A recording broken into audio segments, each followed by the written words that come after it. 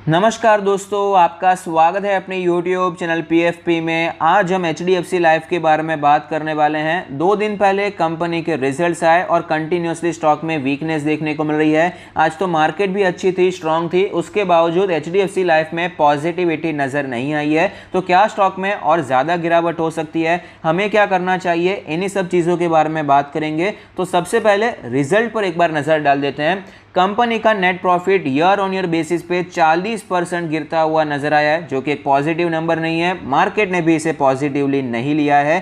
Company ने बताया कि डेथ क्लेम को सेटल करने के लिए, उन्हें पे करने के लिए एडिशनल 700 करोड़ इन्होंने साइड में रखे हैं। सेकेंड वेव के कारण सिचुएशन खराब हो सकती है। ऑलरेडी इन्होंने 165 करोड़ साइड में रखे थे, लेकिन सिचुएशन खराब हो सकती है, उसे टैकल करने के लिए 700 करोड़ और भी साइड में रखे हैं। कंपनी ने बताया कि फर्स्ट वेव के टाइम पर जितने क्लेम्स आए थे उससे 3 से 4 गुना क्लेम्स सेकेंड वेव के टाइम पर आए हैं। तो क्लियरली इसके कारण नेट प्रॉफिट पर भी इंपैक्ट पड़ता हुआ नजर आएगा।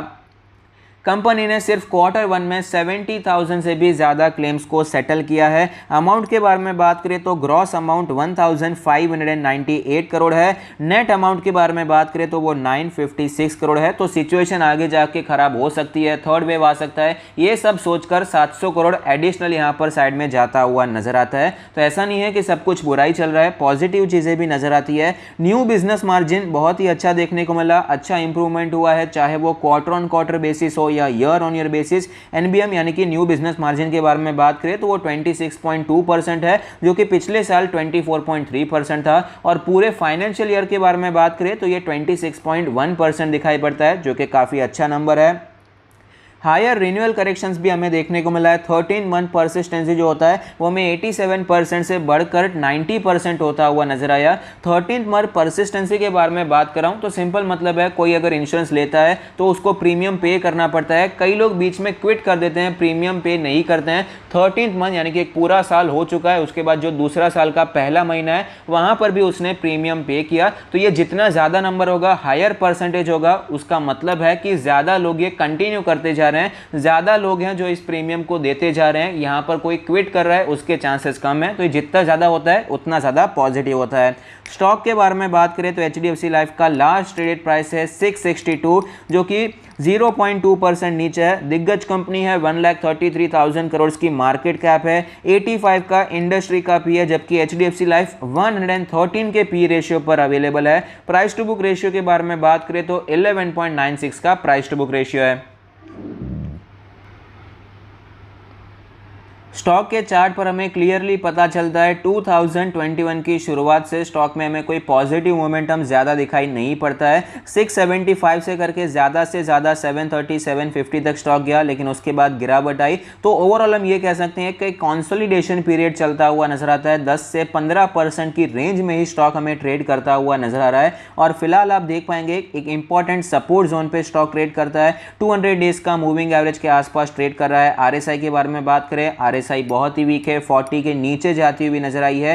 वीकली RSI के बारे में बात करें, वीकली चार्ट के बारे में बात करें तो आप देख पाएंगे ओवरऑल स्टॉक में ऑफकोर्स स्ट्रेंथ है, ओवरऑल स्टॉक ऊपर ही जा रहा है। वीकली RSI में आपको यहां पर वीकनेस नजर आती है। 45.98 का वीकली RSI है। सिंपल मतलब है स्ट्रेंथ खत्म हो चुकी है, वीकनेस ज्यादा हो चुकी है, वीकनेस बढ़ती हुई नजर आई है। इसका ट्रेंड आप देख पाएंगे, जनरली ये स्टॉक अपने 20 वीक्स के मूविंग एवरेज पर सपोर्ट लेता है और वापस हमें तेजी कंटिन्यू रहती हुई नजर आती है। लेकिन फिलहाल ये लेवल आपको टूटता हुआ नजर आता है और स्टॉक अपने 50 वीक्स के मूविंग एवरेज को अप्रोच करता हुआ नजर आ रहा है।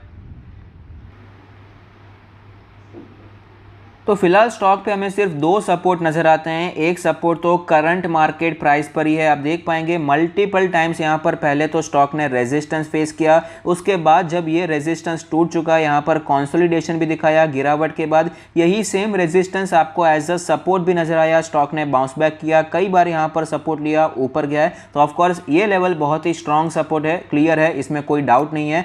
नेक्स्ट सपोर्ट के बारे में बात करें तो वीकली चार्ट से ज्यादा बेहतर हमें डेली चार्ट पर नजर आएगा। जाएगा। डेली चार्ट पर आप देख पाएंगे यहाँ पर 2 बार स्टॉक ने सपोर्ट लिया, उसके बाद फिर से हमें स्टॉक ऊपर जाता हुआ नजर आया, अच्छी तेजी देखने को मिली। तो ये लेवल है 625 के आसपास का लेवल, हम ये कह सकते हैं कि 620 से करके 630 का ये लेवल बनकर आता है। तो स्टॉक में क्या करना चाहिए, तो मेरे हिसाब से लॉन्ग टर्म के लिए खरीदारी की अच्छी अपॉर्चुनिटी है। ये जो फिलहाल आपको नेट प्रॉफिटेबिलिटी नीचे जाती हुई नजर आई है, ये हम कह सकते हैं कि कोविड-19 की वजह से है। लेकिन अगर आप एक लॉन्ग टर्म के इन्वेस्टर हैं, 5 साल 10 साल 15 साल 20 साल का सोचते हैं, तो ऑफकोर्स लाइफ इंश्योरेंस एक अच्छा सेक्टर है जहां पर आप इन्वेस्ट कर सकते हैं और एचडीएफसी लाइफ उसमें one of the best players बनकर आता है। तो अभी टेक्निकली यहां पर सपोर्ट, तो ये करंट मार्केट प्राइस है, यहां पर अगर आपने बिल्कुल नहीं खरीदा है तो ऑफकोर्स खरीदना बनता है। और जैसे ही स्टॉक नीचे जाता है, दूसरा लेवल जो बनकर आता है वो है 630 का लेवल, इस लेवल पर आप खरीद सकते हैं। दूसरा लेवल है 620 से करके 630 का जोन, यहां पर आप एक्यूमुलेट करने के बारे में सोच सकते हैं, एक्यूमुलेशन की रणनीति अपनाई जा सकती है।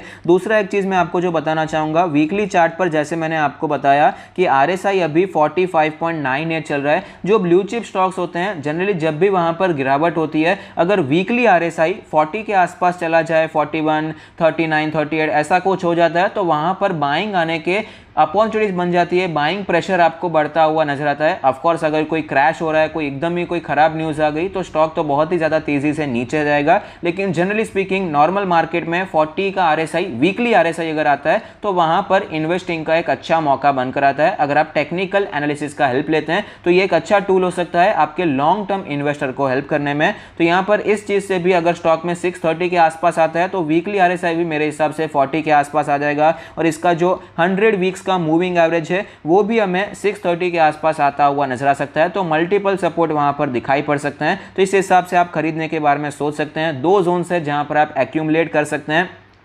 अगर स्टॉक 620 का लेवल भी तोड़ देता है, जिसके चांसेस पर्सनली मुझे कम दिखाई पड़ते हैं क्योंकि मार्केट इतनी तेजी से चल रही है, इतनी ज़्यादा लिक्विडिटी दिखाई पड़ती है कि कई बार मुझे लगता है स्टॉक इससे नीचे आना चाहिए, लेकिन पहले सपोर्ट पर ही स्टॉक चला जाता है। तो यहाँ पर भी ज़्यादा गिरावट के चांसेस फिलहाल की मार्केट कंडीशन को देखते हुए मुझे दिखाई नहीं पड़ते। लेकिन अगर कोई ज़्यादा गिरावट हो जाती है तो नेक्स्ट सपोर्ट जो दिखाई पड़ता है वो 550 से करके 560 570 का जोन है, जहाँ पर स्टॉक आ सकता है, जिसके चांसेस मुझे पर्सनली कम दिखाई पड़ते हैं। तो अगर आपको वीडियो अच्छा लगता है तो प्लीज कोई फीडबैक दीजिए। Thank you, stay happy, happy investing.